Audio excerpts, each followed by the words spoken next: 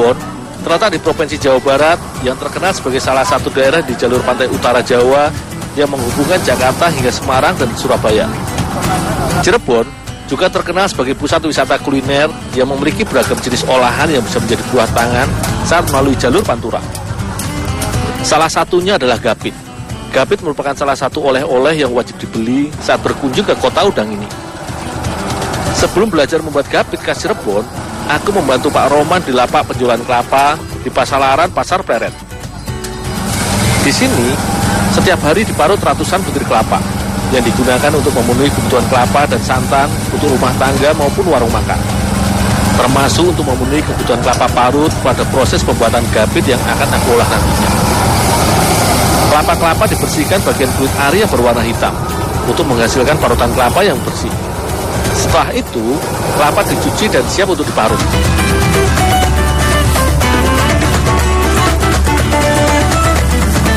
Kelapa parut ini dibawa ke tempat pengolahan gapit milik Pak Haji Aput di daerah Tengah Tani, Kabupaten Cirebon. Mau bikin apaan itu loh?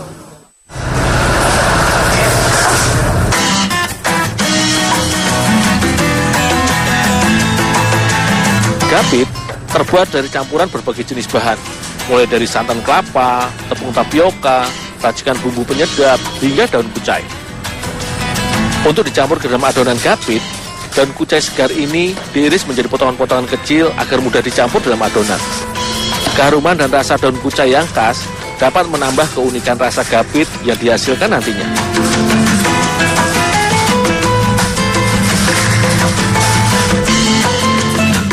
Di tempat pengolahan gapit yang sudah berusia puluhan tahun ini, terdapat 10 varian rasa, mulai dari bawang, udang keju, kacang, dan lain-lain. Kali ini, aku akan membantu para karyawan pabrik untuk membuat kue gapit kacang. Kacang tanah sengaja dipilih sebagai campuran adonan gapit karena memiliki rasa yang khas dan banyak diminati para pelanggan. Kacang tanah yang sudah bersih ini disangrai terlebih dahulu sebelum dicampurkan dengan adonan. Tujuannya untuk mengeringkan dan mematangkan kacangnya sehingga siap untuk diolah dengan bahan lainnya. Kacang terus diaduk-aduk agar semua bagian matang merata dan tidak ada permukaan kacang yang gosong. Sekitar 15 menit, kacang sangrai sudah matang dan siap diangkat. Setelah itu, kacang sangrai harus ditumbuk terlebih dahulu.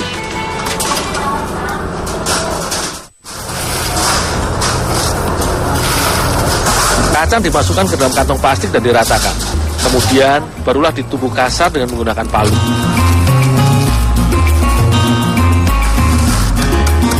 Kacang sengaja ditumbuk tidak terlalu halus, agar saat menikmati gapit, kita masih bisa merasakan kacangnya.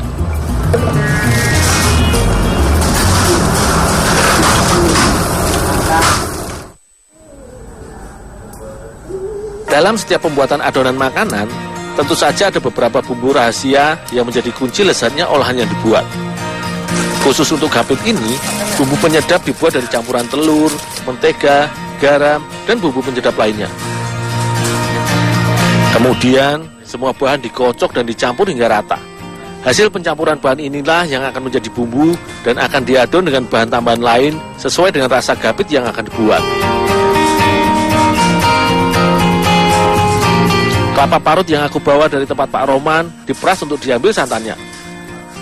Santan yang diambil adalah santan encer yang akan digunakan sebagai perekat campuran bahan untuk adonan serta memberikan rasa gurih pada gapit yang dibuat.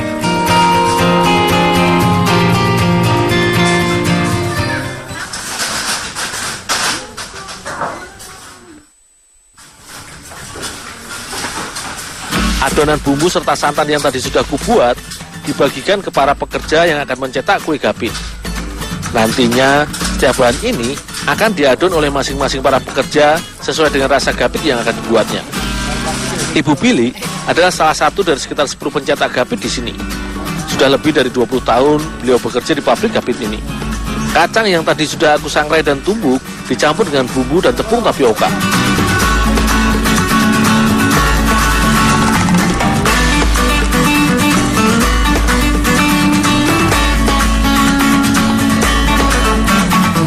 Air santan ditambahkan sebagai bahan penyatu adonan kue gapit.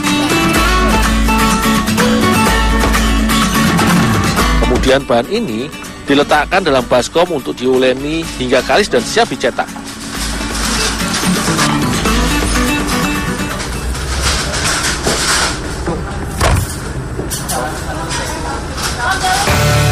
Gapit dibuat dengan cetakan khusus.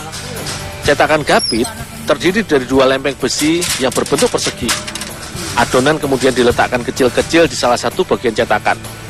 Untuk gapit kacang dibuat dengan meletakkan 16 bagian adonan dalam satu cetakan. Kemudian sisi lain dari cetakan dijepit atau digapit pada bagian yang sudah diberi adonan. Dengan cara ini, gumpalan adonan akan menjadi pipih dan berbentuk bulatan. Ada sekitar 6 buah cetakan sekali masak dan menggunakan api sedang untuk mematangkannya. Satu cetakan hanya membutuhkan 1 menit hingga gapit matang. Dan tetap dibalik agar semua sisi gapit matang merata. Perlu keahlian khusus untuk mencetak gapit. Tangan pekerja harus cepat membalik cetakan, sekaligus memasukkan adonan ke dalam cetakan, sekaligus mengangkat gapit yang sudah matang. Jika satu cetakan diisi adonan, maka gapit dalam cetakan lain akan matang dan harus diangkat segera. Jika salah perhitungan, bisa-bisa gapit yang sudah dicetak dan dipanggang akan gosong. Dalam sehari, Ibu Billy bisa mencetak sebanyak 6 baskom adonan atau sekitar 24 kg bahan gapit.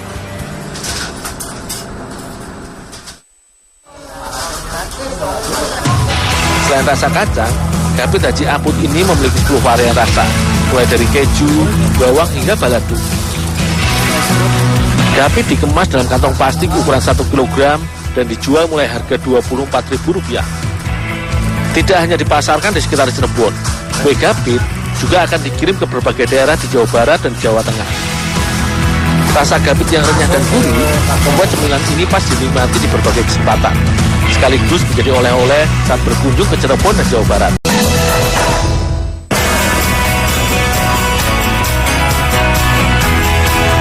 Pernah mendengar nama gedong gincu? Buah tropis ini merupakan salah satu jenis mangga yang banyak digemari. Daging buah yang tebal dengan aroma yang harum, serta rasa manis yang pas membuat mangga gedong gincu banyak dicari. Di beberapa daerah di Jawa Barat, banyak yang membudidayakan mangga gedong gincu, seperti Majalengka, Indramayu, hingga Cirebon. Di desa Sedonglor, Kabupaten Cirebon, kelompok tani Argo Mulya menjadikan mangga gedong gincu sebagai tanaman sumber penghasilan. Pemetikan ini tergantung permintaan. Jika akan dikirim keluar kota ataupun diekspor ke luar negeri, maka mangga akan dipetik di saat mangga sudah tua tetapi belum matang. Sedangkan untuk memenuhi kebutuhan di sekitar Cirebon, biasanya mangga dipanen jika sudah matang di pohon. Setelah dipetik, mangga hasil panen kebun milik Pak Khairudin ini dikumpulkan dan dipisahkan berdasarkan kematangannya.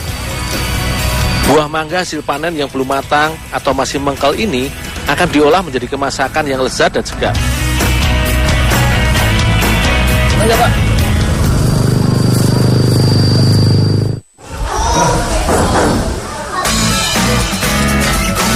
Di berbagai daerah, mangga bisa diolah menjadi berbagai jenis manisan, irisan buah kering, sirup, ataupun buah kaleng. Di Cirebon, mangga gedong gincu ini akan dijadikan bahan masakan acar dan gobyang mangga. Sebelum dimasak, mangga ini aku kupas terlebih dahulu.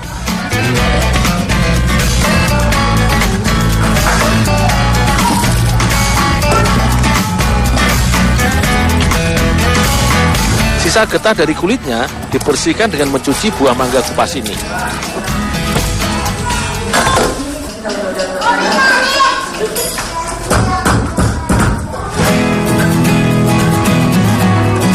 Mangga memiliki rasa daging buah yang manis dan merupakan salah satu sumber terbaik beta-karotin, quercetin, dan astragalin.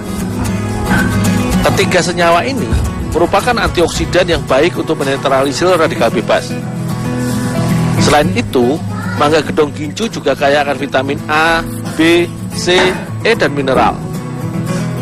Oleh karena itu, mangga seperti gedong gincu ini baik dikonsumsi untuk menjaga kesehatan mata, meningkatkan sistem kekebalan tubuh, serta perbaikan jaringan sel yang rusak.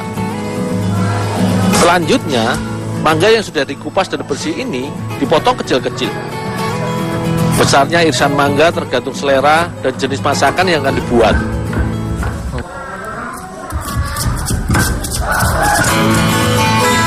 Untuk membuat masakan mangga bumbu acar kuning dibutuhkan bahan berupa lengkuas, jahe, kunyit, kemiri, cabai, dan bawang merah serta bawang putih. Semua bahan bumbu ini diulek hingga halus dan tercampur. Sedangkan bawang bombay, cabai merah besar dan serai cukup diiris tipis saja. Selain dimasak dengan bumbu acar kuning, irisan mangga gedong juga bisa dimasak menjadi gulai gombeyang. Bahannya berupa bawang merah, bawang putih, bombay, lengkuas, dan serai. Semua bahan ini hanya diiris tanpa perlu dihaluskan seperti bumbu acar kuning. Sebagai tambahan, daun salam dan ikan teri ikut menjadi pelengkap masakan gombeyang ini.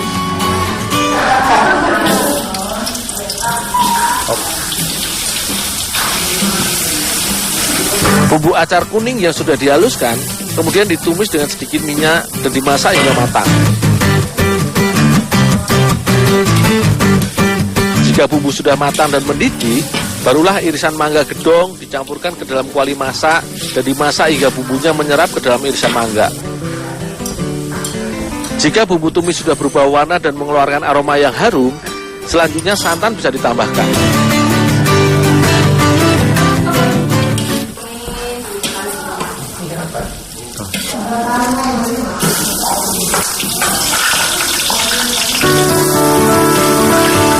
Untuk memasak gombeyang, bumbu yang sudah diiris akan ditumis dengan sedikit minyak hingga matang dan harum.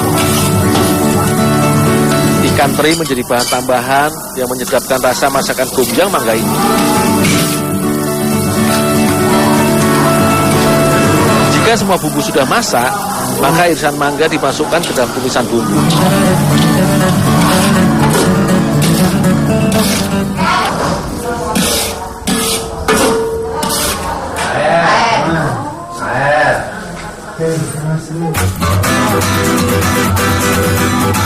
Selain dinikmati segar, mangga gedong ternyata juga bisa diolah menjadi masakan yang lezat. Penambahan beberapa jenis bumbu membuat mangga gedong menjadi semakin gurih dan enak untuk dinikmati bersama-sama. Rasa mangga yang dimasak dengan bumbu acar kuning sangat lezat dan segar. Begitu pula sayur gombeyang mangga yang ditambahkan dengan ikan teri tidak kalah enak dengan acar mangga.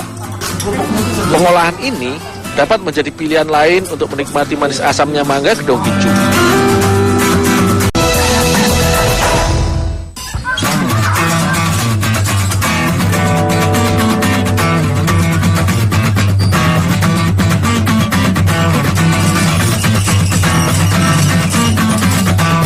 Di Cirebon, ada salah satu jenis cemilan yang sekarang sedang banyak digemari, yaitu pilus bolet.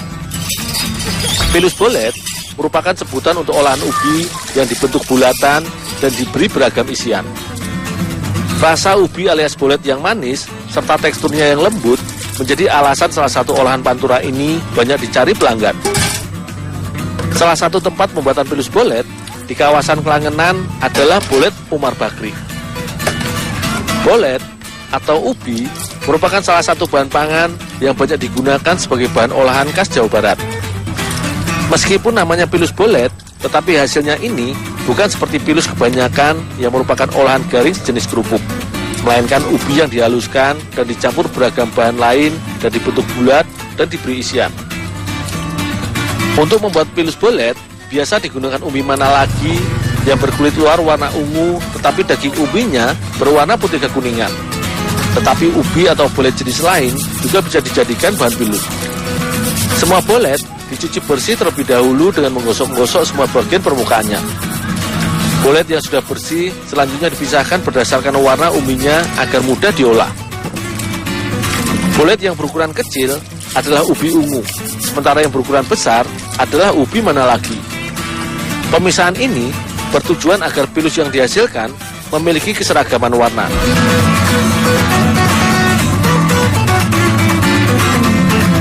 Bolet yang sudah bersih selanjutnya dikukus dalam panci sesuai dengan warnanya. Karena ukuran ubi yang digunakan tidaklah besar-besar, maka pengukusan cukup sebentar saja. Bolet yang dimasak dengan dikukus akan menghasilkan tekstur ubi yang lunak tetapi tidak mengandung banyak air. Sekitar setengah jam, bolet sudah matang dan lunak hingga bisa langsung diolah.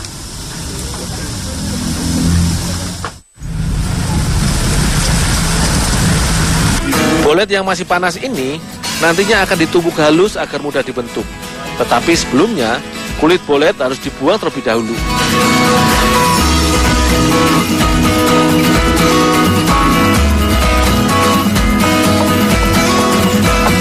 Bolet yang sudah dikupas dan bersih ini bisa langsung ditumbuk. Penumbukan bolet ini akan membuat teksturnya hancur sehingga mudah dibentuk. Bolet ditumbuk berdasarkan warnanya.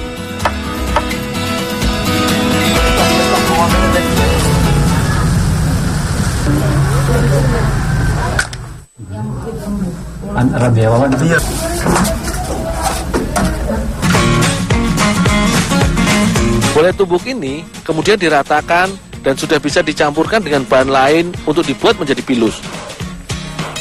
Gula halus ditambahkan sebagai pemanis.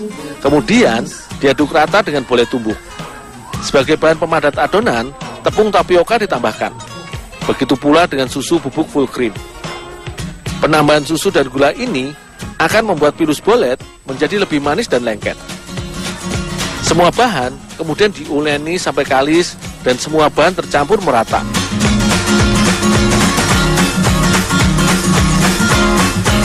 Pilus bolet yang akan dibuat nantinya diberi isian berupa potongan dan irisan buah. Kelengkeng, anggur, dan stroberi menjadi buah yang pas untuk dicampurkan dengan adonan pilus yang manis. Selain teksturnya yang tidak terlalu lembek, buah-buah ini juga banyak digemari para pelanggan pilus bolet.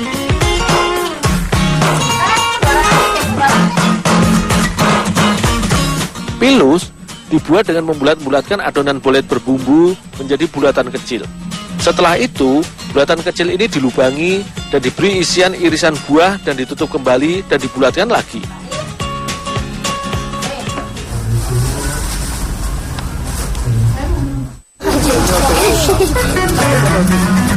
Selain isian buah-buahan, pilus bolet juga biasa diberi isian masakan berbumbu, seperti oncom dan jamur.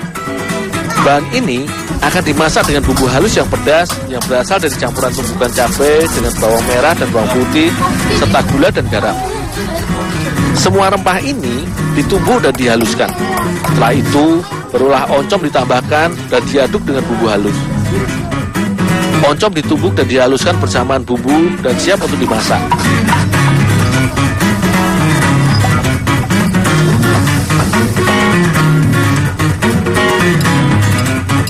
Begitu pula dengan jamur tiram yang sudah disuir-suir ikut dicampurkan dengan sisa bumbu halusnya.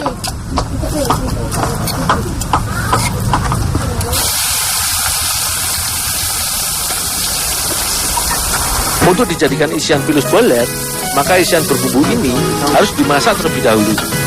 Pemasakan akan mematangkan bumbu dan oncom hingga aroma bumbu yang bercampur oncom akan lebih sedap, sehingga lebih pas untuk dijadikan isian pilus.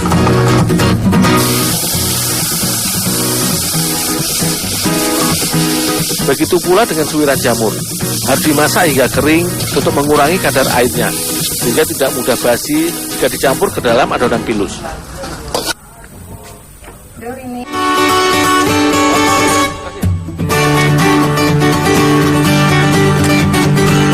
Banyaknya isian pilus disesuaikan dengan besarnya bulatan pilus yang dibuat. Baik bolet ungu maupun bolet mana lagi bisa diisi dengan berbagai jenis isian. Semua sesuai dengan permintaan pelanggan.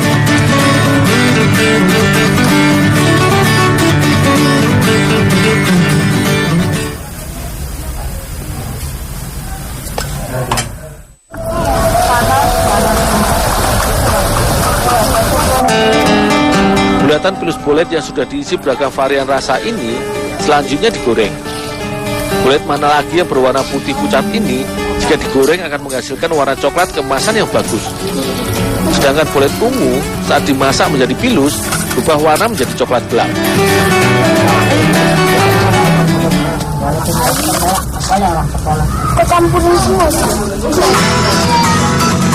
Pilus bolet isi buah dan oncom ini lebih nikmat disajikan selagi panas, dimakan bersama-sama keluarga di berbagai kesempatan. Penggunaan bahan baku berupa bolet atau ubi membuat cemilan ini semakin kaya manfaat. Selain kaya akan serat, ubi juga mengandung antioksidan, beta-karotin, vitamin A, B, C, dan kalium yang tentu saja baik untuk menjaga kesehatan tubuh. Dengan diolah menjadi pilus, bisa menjadi pilihan lain untuk menikmati ubi bolet ini.